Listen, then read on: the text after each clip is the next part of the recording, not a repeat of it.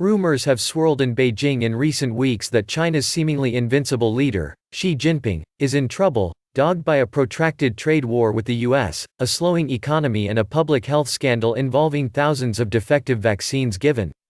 Xi's name seemed to have disappeared for a while from the cover of the People's Daily, replaced with articles about his deputy, Li Keqiang, and large portraits of him were said to have been taken down after a young woman filmed herself throwing ink at his image.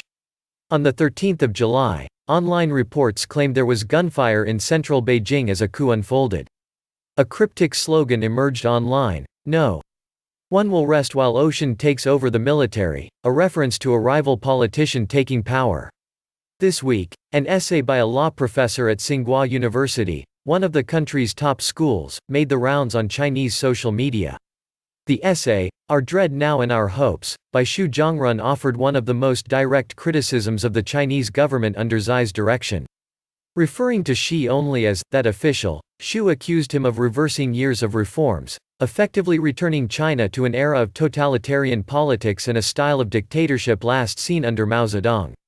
After 40 years of reform, overnight we're back to the ancient regime, he wrote, calling for the return of term limits, abolished under Xi earlier this year, the rehabilitation of those punished for the 4th of June pro-democracy protests crushed by the government, and an end to the cult of personality surrounding Xi. For the first time since Xi Jinping gained power in 2012, he is facing a pushback from within the party, from liberal intellectuals and so forth, said Willie Lam, a senior fellow at the Jamestown Foundation and adjunct professor at the Center for China Studies at the Chinese University of Hong Kong.